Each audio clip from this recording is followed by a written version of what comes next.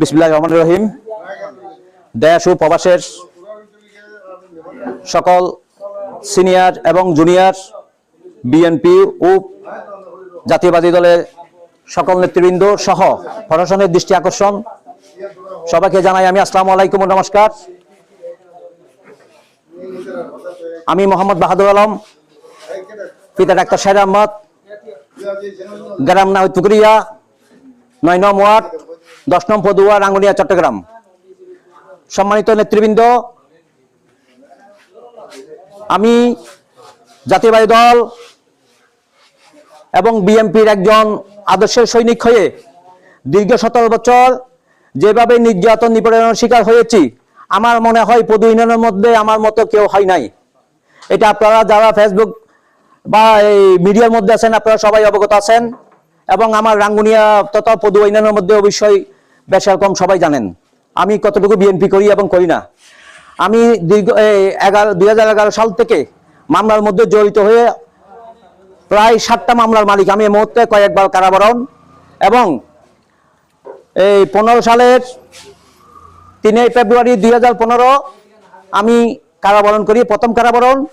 ওখান থেকে আসার পর 8ই আগস্ট 2015 আমাকে বিনা ওয়ারেন্টে রাঙ্গুনিয়া থানার পুলিশ ধরে নিয়ে যায়।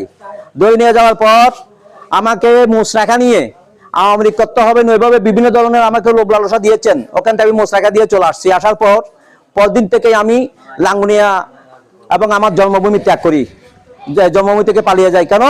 আমি আওয়ামী লীগ করতে পারবো না বিদায় আমি এখান থেকে চলে গেছি একেবারে নির্দয়ে।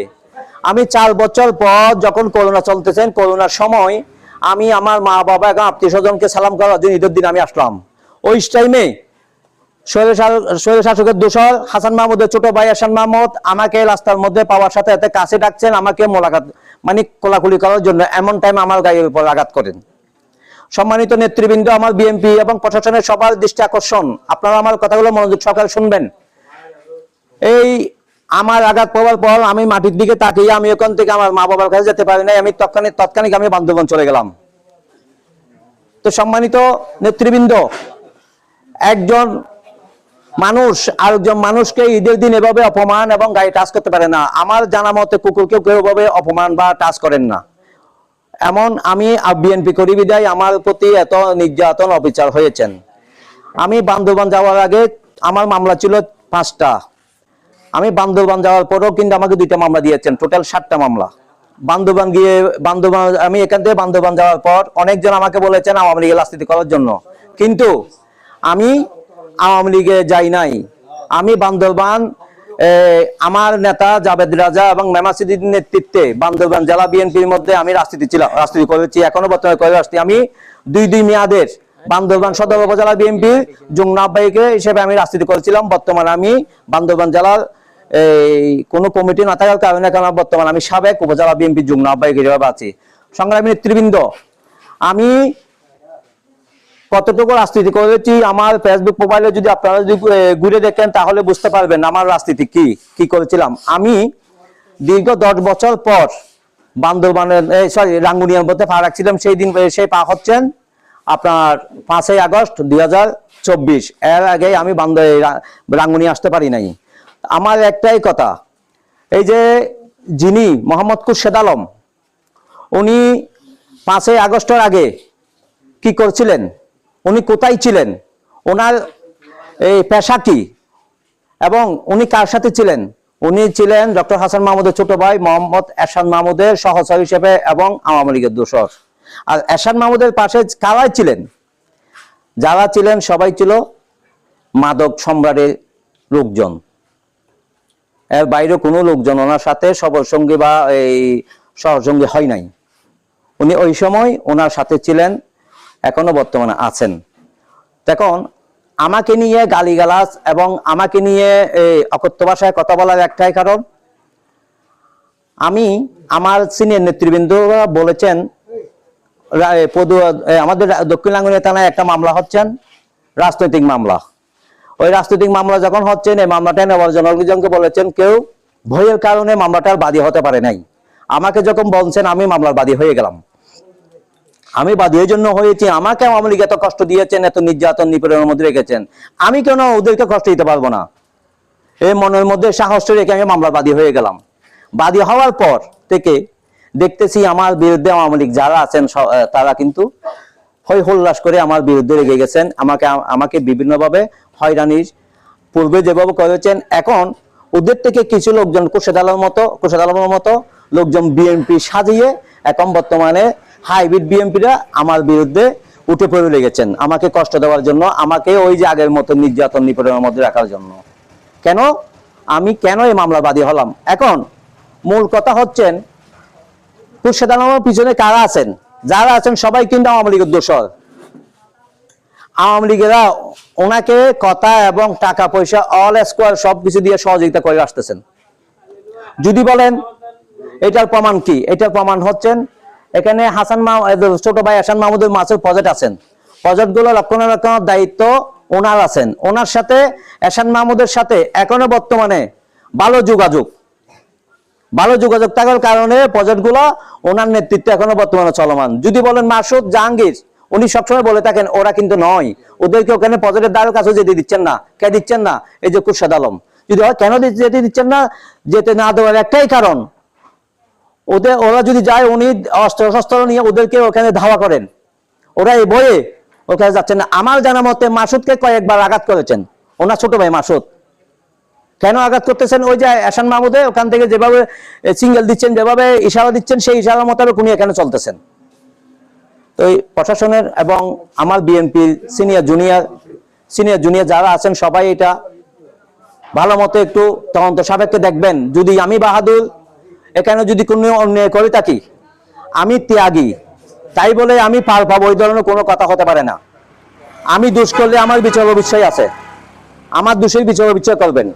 আর আমি যদি নির্দোষ হয়ে থাকি, তাহলে একজন আওয়ামী লীগের দোষর, ইয়াবা ব্যবসায়ী, গাঁজাখোর, তাহলে ওরা কেন আমাদেরকে এভাবে নির্যাতন নিপীড়ন চালাবেন? এখন পূর্বের নিয়ে আবার কেন আমরা নির্যাতিত হব?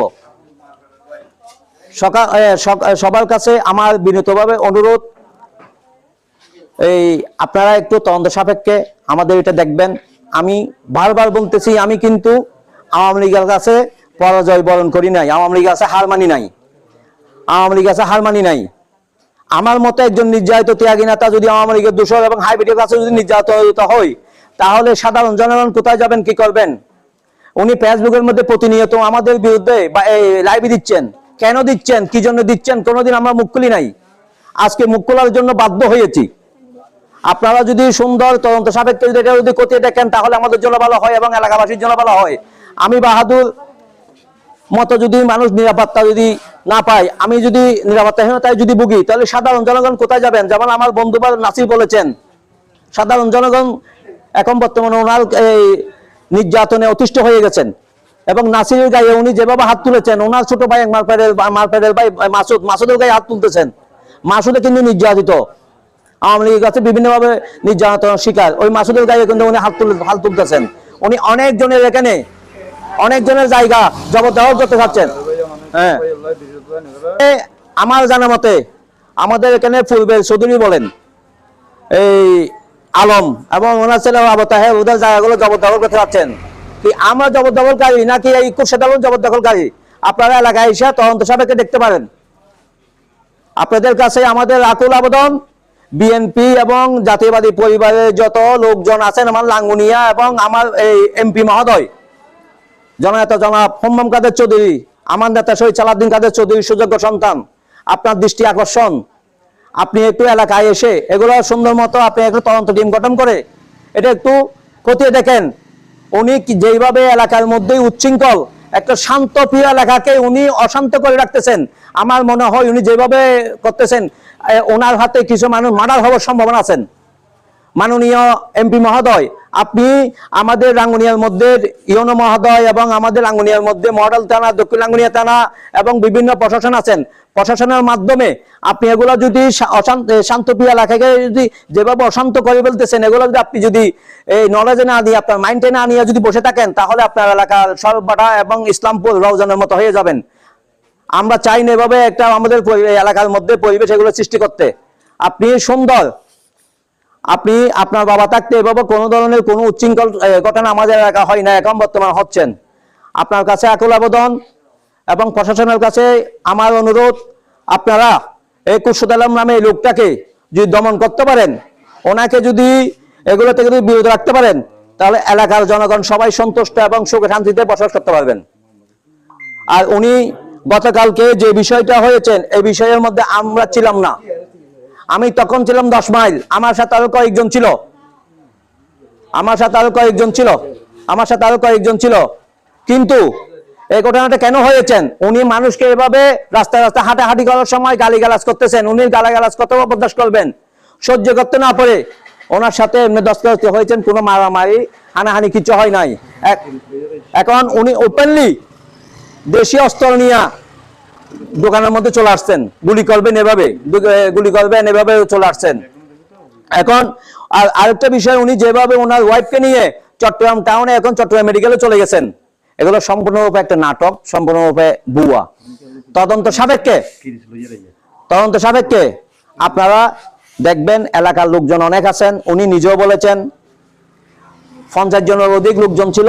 আপনারা এলাকায় এসে তদন্ত সাপেক্ষে এগুলো দেখতে পারবেন, তদন্ত করে দেখেন এগুলা মারামারি হানাহানি কোনো কিছু হয়েছেন কিনা। তবে আর একটা কথা না বললে নয়, যে কথাটা হচ্ছেন, উনি প্রথম ভিডিও লাইভের মধ্যে ফেসবুকে গিয়া যে লাইভটা দিয়েছেন, উনি ওখানে আমার বাবা ডাক্তার সাহেব আমাদের ছিল না, আমি বাহাদুরও ছিলাম না, আমার ছেলেও ছিল না।